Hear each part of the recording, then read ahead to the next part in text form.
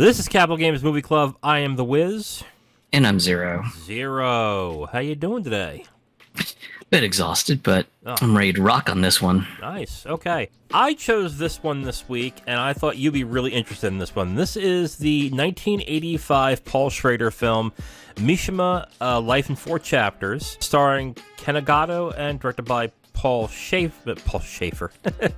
Paul Schrader.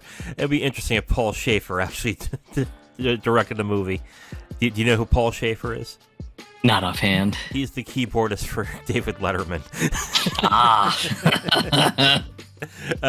Anyway, that was a strange aside. Sierra, are you aware of who Paul Schrader is? Not offhand, actually. Okay. Paul Schrader, before he became a director, he actually was a prolific film writer. The one movie that I think people most know him for is Taxi Driver, the movie that was directed by Martin Scorsese. Excellent screenplay. He's really good in writing and everything, but since I think the 80s, he's gotten his hand in directing. He did movies like American Gigolo, and the most recent one that I think he did was A Card Counter.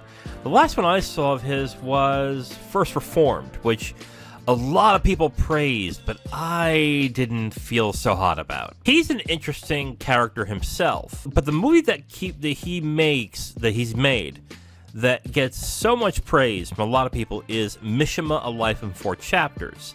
I thought it would have been an interesting thing to check out, mainly because of your interest in Asian studies and Asian culture. I want to ask you this. I know we've asked you this in private, but I want to ask you this in the podcast.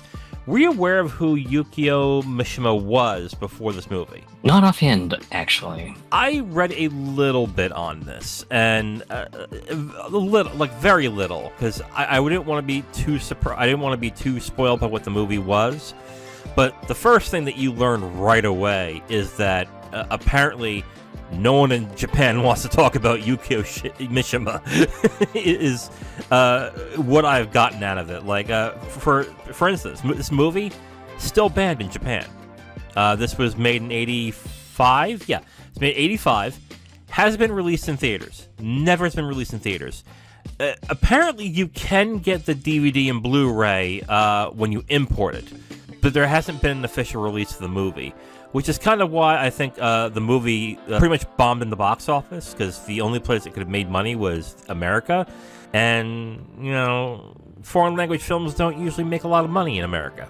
So that didn't help in that end. I read a little bit about him, essentially, but apparently this guy was a gifted artist to a certain extent, mostly with poetry and writing, which interested me in that end as well. So, did you read a little bit about him before the movie, or did you want to go in blind? I went in completely blind and only read up on Yukio Mishima's life after watching the movie. Okay.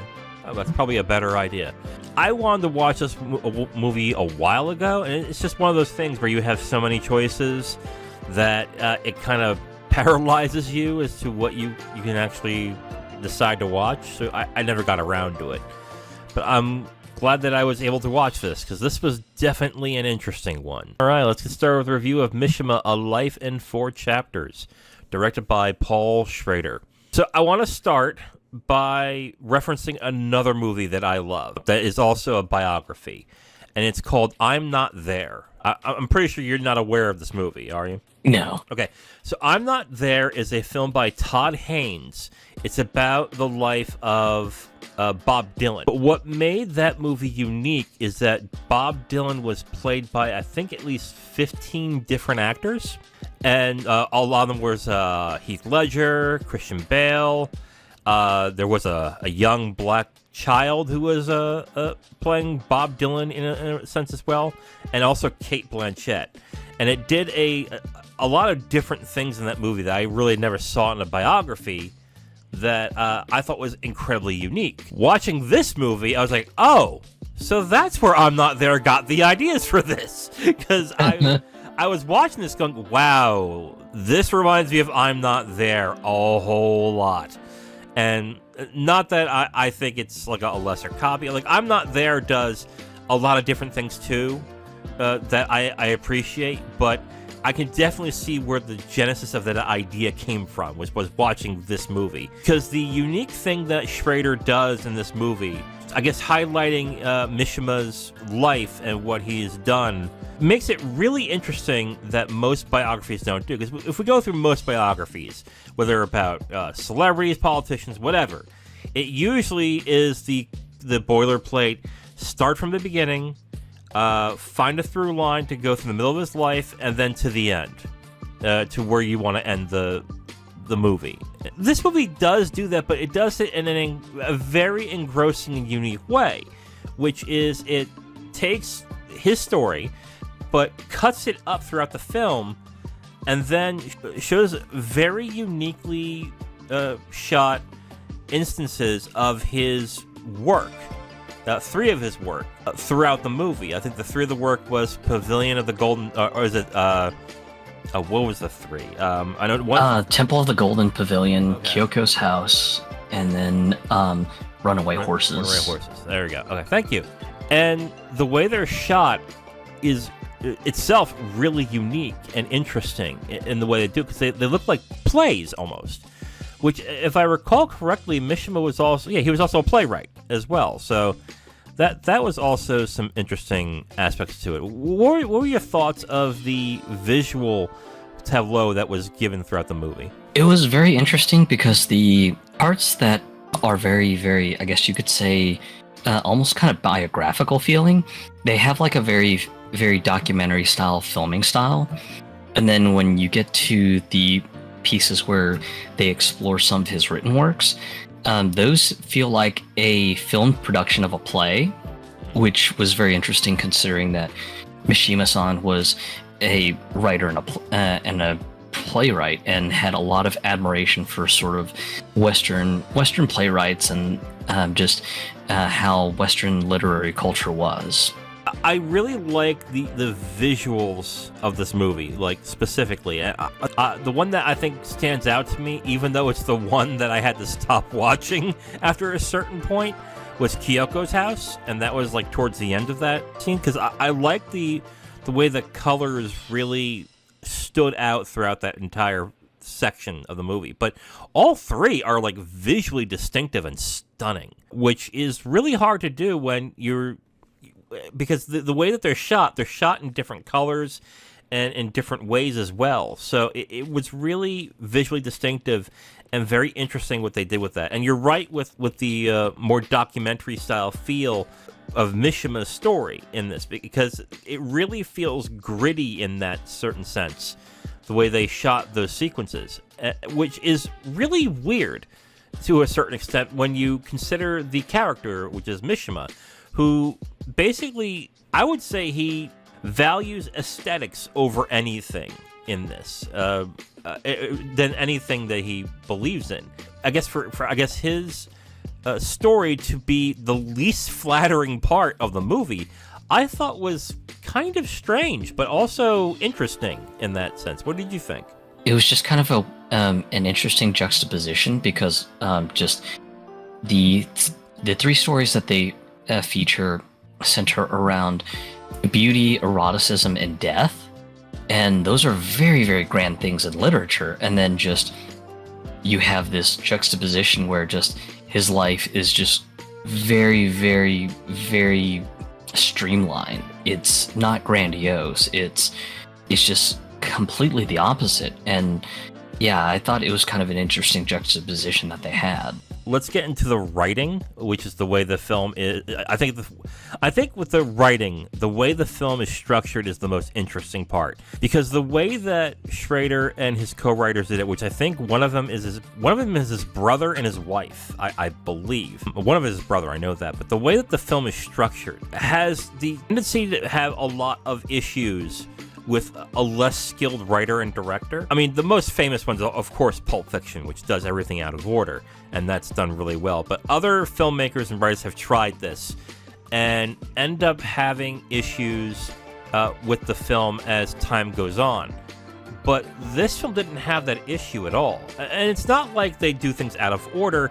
It's just that they break up the Mishima part with these parts about his writing. When they do that, it still makes sense to a certain extent. Like the way, what I was worried about throughout the entire film was that when they would break up the Mishima parts with his stories, is that there would be a weird kind of break off where they're clearly showing his work, but there's really no connection there. But they still felt like that, even though the connection was kind of hard to, I guess, grasp at a certain point. Like, for example, Kyoko's house. Okay, I think the most visually distinctive of the two, the three I liked. I still have kind of a hard time thinking why that story of any of the other stories that he had that you would choose on this one. Just wasn't entirely sure why they chose Kyoko's house, because I don't really see the connection between his story and the other two that were there. It still didn't feel off with the film. It was interesting because you start off at an interesting point in Mishima's life in the beginning of the movie, and then right after the prelude of the movie, you jump into the first chapter of his story, which covers Mishima's youth and everything. And on top of covering the days of his childhood, it also goes into discussing his work of the Temple of the Golden Pavilion and everything. So it was kind of interesting to see parts of his life interspersed in each of these chapters as you sort of went along. And I thought on a narrative writing end, it was kind of interesting sort of blending both bits of his personal life with a piece of one of his most lauded works and everything as you went through the movies, or as you went through the chapters and everything. Okay, so let's get into, I think, performances. It's really hard to actually give a standout performance in this movie because a lot of the performances are really broken up as the movie goes on. But I would say Ken Ogata as Mishima in the movie is actually pretty good, especially towards the end. I think the person who played the main character in Kyoko's house was actually very good as well. He probably had the most depth in the role that he had in this. So I thought those were two pretty good performances. Yeah, Ken Ogata as Yukio Mishima, an outstanding performance and everything, especially towards the end of the movie and the last chapter and everything. You can just sort of just feel the passion from how he's depicting Mishima and everything. And Kenji Sawada as Osamu in Kyoko's house, that one, I'll have to go with you on that one too, because that one was really good. Just playing the thespian who decides to get into bodybuilding. Really interesting portrayal to that end. And then for Runaway Horses, Toshiyuki Nagashima as Isao, the kendo student who ends up trying to basically start a civilian militia corps to restore the traditional values of Japan and all that. Just as sort of the leader of the gang, he played a very interesting role in that one. And even though that one sort of goes in very dark places and almost is a prelude to the final chapter. I'm kind of surprised I'm familiar with Schrader and his work a little bit, but I'm surprised that this movie wasn't as graphic as I was expecting. I guess with nudity it's pretty graphic, but with violence it's not as graphic as I thought it was going to be, even though, let me apologize to you, when I read the IMDb Parents Guide thing where it tells you what's objectionable, it had everything as mild and moderate. And then after I watched it, I was like, no, I don't think any of that was mild and moderate. I don't know how you were affected by the middle part, because the middle part was the one where I was like, ooh, I'm going to have to turn this off a little bit. I don't know if I can handle that. The middle part got a bit shocking. I mean, as a former healthcare professional, not much shocks me these days. Yeah. So it was just kind of like whoa, that went to a dark place. Yeah, like I was really surprised on that. Overall, like the film is striking in a way, and it does a lot of things differently with biopics that most films just don't do, except for the one that I mentioned. But it was really interesting the way that it was shot and how it was handled. I guess the one complaint that I have a little bit, I don't have much of an interest in the main character that much. Like, and from what I've read about the character of the guy, he seemed really interesting, but he was definitely a political revolutionary to a certain extent, or was he? I'm not even entirely sure. He seems like a really interesting guy that I want to know more of. This movie, after that, I was like, yeah, I think I've had enough. I guess in that sense, I'm kind of a little disappointed, because usually with a really good biopic movie, I want to know more about what they didn't tell you. In this, I was like, yeah, I kind of had enough. It was partly what kind of drove me to kind of read up a little bit more about him after the end, especially with just the political piece, because there was a bit of a spicy joke that I made in PMs with you on Discord about the messaging of the movie. So might be a little too spicy for YouTube or wherever this podcast may go. Yeah. Let's get into spoilers from Mishima, Life in 4 Chapters. If you have not watched it, you can turn it off, come back when you're ready. We'll get started in spoilers in 5, 4, 3, 2, 1. There's a lot that we can talk about with this. I don't know where we can get started. Do the filmmakers agree with Mishima? In my opinion, I felt that the movie didn't over-dramatize things. It kind of presented just a very, very, I guess you could say, dry textbook presentation of who Yukio Mishima was as a person. This could have been something easily just hyper-exaggerated, especially just with the political messaging that Mishima is all about. I think this movie did a fairly good job of portraying Yukio Mishima in sort of a balanced manner, not hyper-exaggerating details, just sticking with the fact that, just this was who he was. These were some of his lauded works that were read by many and critically acclaimed by people around the world, and that's kind of what I got out of it. Why do you think Schrader decided to do the biopic this way instead of a standard biopic? Do you think that the person himself personally wasn't as interesting than his ideas and his work was? Like, what do you think was the reason that he decided to do it the way he did? I think partly it is to do with the wife of the director, or the wife or the sister-in-law of the director, because she is Japanese and was likely the bridge to the people who now run Yukio Mishima's literary estate. So I think that that's part of the reason why it wasn't so overly hyper-exaggerated, and it was just kind of very cut and dry. But that's my opinion on the matter. I look at this film, and it's one of the best examples I can see of separating art from artist. The film does celebrate the art that he made, but I feel that the film, to a certain extent, criticizes him for how he was. Like, they show him in a lot of different times and eras and how he was throughout the film, and it's more like, I guess it shows his contradictions. Maybe it's not criticizing him, but it definitely shows his contradictions. A lot of films that are biopics don't like to do, unless that person is fine with people knowing his contradictions or her contradictions. We just don't know that about Mishima, but this film does show like a lot of his contradictory sides. Like, for example, he seemed like a free-loving, sexually open person, but then for him to end the way he did, with the thought process that he did, was really weird. I'm like, wait a minute. You were very counterculture at a certain point in time here, but then you went from there to what now? Like, bring back the emperor? What? Yeah, bring back the emperor. Western decadence has corrupted our society.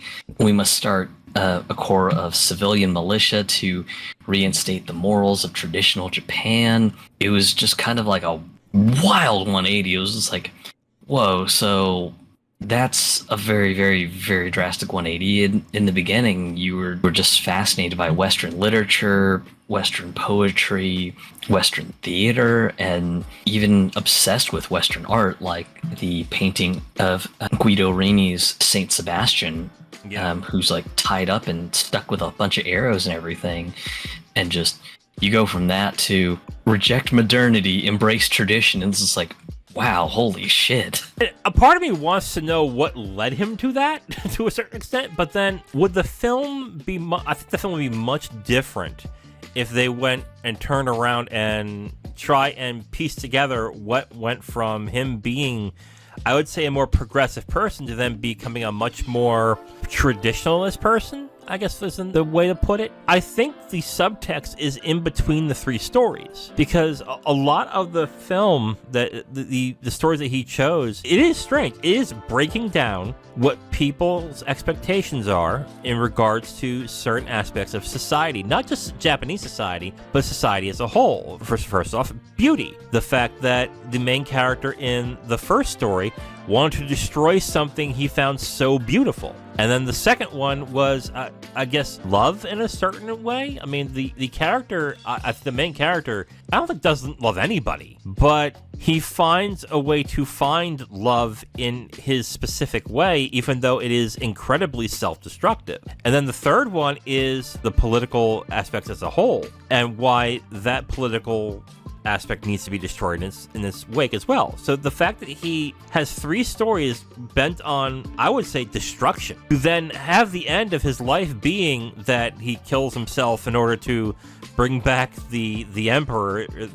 I forget what the style of government is. For that was like, that's really weird, but I guess there is sort of a through line between the three stories. There's definitely a through line. It's definitely on the subtle side of showing just his change in values as his works progressively went on through his life and everything.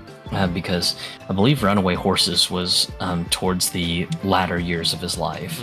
Yeah, I think all of them were done in like order of the way they were published. They have the year of which they were published throughout. So I think that's kind of where just it sort of breaks down how his values change. It's definitely on the subtle side. So I mean, it's not kind of like boom in your face. This was the moment that he turned completely conservative to wanting a traditional government where the Japanese emperor ruled and all this other stuff. So do you think this is a story about political idealism? To me, this is a very multi-layered story, which makes it more fascinating to talk about and to think about. But talking about it now, he went from one extreme to the other. Is this a cautionary tale about political extremism, or do you have an interpretation yourself of the movie? I think in my mind, I just see this as sort of just a story of a writer. It's sort of showing some of the most significant vignettes in his life. And then, of course, the final vignette being something that's more grounded in the real world rather than being focused on one of his literary works. And I definitely agree that it just definitely seems much more multifaceted. This is going to be something that I'll likely have to just kind of watch again and everything, mostly because it does fascinate me and everything. But at the same time, just I don't think it's kind of easy to just sort of sum up in one thing. And I know I joked about just my summary about it with you via PM, but for the non-spicy version, I joked and said something that was essentially what boiled it down to was reject modernity and embrace tradition. Because just towards the end, he gets very, very heavy into the whole, I think Japan's losing its soul. We've got to do something about the rampant immorality, the materialism. I think it's just destroying Japanese society. It sort of blends bits and pieces of just the last novel that they discuss, Runaway Horses, is sort of into the fold as well, too. You just think it's like a multifaceted film? There's no like direct message that the filmmaker is getting across here, or is there even an accidental message? Honestly, I don't think so. I think there's just a lot to unpack in this movie. Yes, no, absolutely. That's I think one of the best things about this movie is that you can get multiple interpretations of what's going on. And what the filmmaker, well, not even just the filmmaker thinks, but what the film that you think it should be about in this. And I love films like this. A movie I reviewed recently, Tar, did this as well. There are multiple people who think multiple different ways about that movie. But what the beauty of Tar, and I think the beauty of this film, is that unless the take that someone has is really crazy, there really isn't a wrong take that you can have in this, because there's going to be evidence to what people think it is. And I think that's the mark of a really well-written, really well-made film. I believe this one definitely is. Even though with Schrader's films, I haven't been particularly a fan, but this one is excellent. I really like this. This was really good. It was kind of interesting just them going into these three pieces of his work, which were apparently some of his most acclaimed works and everything. The Temple of the Golden Pavilion was kind of an interesting story, and especially since it seemed to have what felt like some details of Mishima's younger years, and then just sort of blended into the movie, or the movie-like production of the book being depicted and everything. And then Kyoko's house, it almost seems like maybe depicting Mishima's life in his 20s or 30s in some respects, in a very hyper stylized and very fictional sort of way, but just felt like that there were parts of his life that were in there just in a completely sort of fictional sort of way. The last story, Runaway Horses, that one definitely seemed to have a sort of echoes of just his later years in life and everything, especially with the whole like wanting to overthrow the new government that was coming into power and to try to go back to the olden days of samurai honor and the emperor. What is your favorite segment of the four? Because there's four. There is the final one, which shows him committing seppuku, and then there are the three based on his works. What is your favorite segment?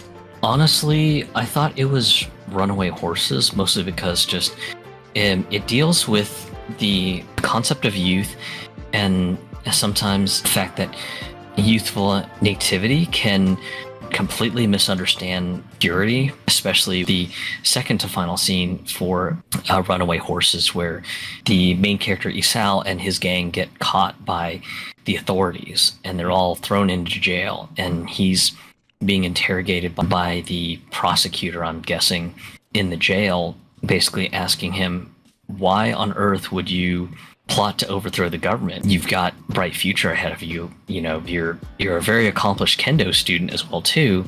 Why throw everything away just for this insane ideal of purity? And then pretty much just the young Isao basically is just like, if it's not pure, it's worthless, because, you know, just purity is, as the word states, pure. There's no imperfections. There's no concept of compromise. It's just exactly what it is. And of course, the prosecutor's just kind of like, sometimes purity isn't all that it's cracked up to be, essentially. And then, of course, just Isao, being still a child, doesn't understand this. He's just like, well, that's because you're an adult. You've gone soft. You no longer know what purity is anymore because you've gone soft as a man. And then, of course, the prosecutor's just like, you know, just one day you're going to learn that, you know, purity isn't as perfect and as rosy as you think it is. Yeah. Let me get into a random question before we get into our final thoughts. How would you feel if the narrator was an English-speaking person? when you watch this? As a polyglot, it would not be a job I'd want. Mostly because of the fact that just with language, when you translate something, there's always something lost in translation. Mm-hmm. That's just the way how language works. I know this as a person who fluently speaks Vietnamese, who has a decent grasp of Japanese, a beginner's grasp at Korean, a pretty decent grasp of both Mandarin and Cantonese Chinese. And I've had to translate stuff between these languages, and every time I translate from one language to another, there's always something lost in translation. That's just the fact of the matter. I know some people say, well, all you just need is a pure translation. Yeah, I mean, you can have a machine translate it with how we've got ChatGPT and other machine learning AIs doing translations. Yeah, sure, you can have them do it, but there are just some words and some concepts that do not neatly translate to another language. So I think an English narrator would maybe end up having to take shortcuts just to make some of the narration work. But that's kind of my opinion as someone who speaks multiple languages and understands multiple languages. Well, the original release of this movie had an English narrator. Interesting. The narrator was Paul Schrader. He was the guy who was in Jaws. I don't have any information as to why they chose this, but my guess is that Warner Brothers, after realizing they just spent $5 million on this movie, they weren't going to get their money from Japan, basically said, okay, we need something for the American audience to latch onto, because, again, foreign language movies just don't sell. So they hired Roy Schrader to actually do the narration, and I think this is how it originally released. After that, I think it's after the Criterion version? I'm not entirely sure, because everywhere else, the Ken Ogata did the narration. But here specifically was Roy Schrader. When you buy the Criterion version, I have that. You get both versions. But the main version that Schrader wants you to watch is the Ken Ogata version. I think you're right, though. Well, the thing with languages, and the thing I've noticed with films specifically, especially with translations, and with games as well, is that a direct one-to-one translation doesn't entirely mean you understand exactly what's going on. It just means that you're just directly translating what they said word for word. But without the cultural subtext and the things behind the language and what it means to the people that is behind it, you just don't completely understand what is being said. But of course, this movie is subtitled, so you have to rely on the person to translate it as best as possible. I think you're absolutely right. It is better to have, I think, the subtitles and the narration to be of its native language, specifically. I was afraid when I was watching this, oh no, is this going to be all in English? Because I don't think Paul Schrader... Because Paul Schrader doesn't know any other languages that I know of. But then I watched Luciano Visconti's The Leopard 5 months ago. And that was dubbed in Italian, but all the actors spoke different languages. That worked. So I was like, okay, this could work. But it was good to see that it was in the native language. So I think it would have been really weird if this was all in English. You want to get into final thoughts? Yeah, sure. All right, go ahead. If you're into the idea of just a biopic that's also a bit on the long and narrative side, then this one should be one to consider, especially since just the written style that Mishima uses in his works, especially the first two, The Temple of the Golden Pavilion and Kyoko's House. There's just sort of an interesting style to it, but the entirety of the movie focuses on the three central themes in Mishima's life, which are beauty, death, and eroticism. And Schrader actually treats the subject matter of Yukio Mishima and his works with a level of gravity and respect, other than the homosexual dancing thing, which the Mishima estate apparently disagreed with him on, so jury's out on that. I would say this one would probably sit at a solid 80% for me. Right. I mean, we're in agreement. I'm at a 4 out of 5 stars on this. I think this was a very interesting, very well done biopic. The different things that Schrader did shooting these segments is really good. I was captivated throughout, even though I had to stop the movie at a certain point to just collect myself. I thought it was a fascinating movie. I just think that these movies, though, as soon as they're over, if they're really good, you'd want to learn more about the person. And after that, I was kind of like, I think I've had my fill. It's like, I think I'm okay. It's definitely a movie I want to watch again, just for what they do with not just the subject matter, but how they deal with a person's life and the differences that they do on this as well. I can see myself getting more out of this movie in multiple viewings. So I'm going to give 4 out of 5 stars. It's going to definitely be something that in a few years' time, I'll probably watch again and see if I can get more out of. Very interesting movie. I really like this.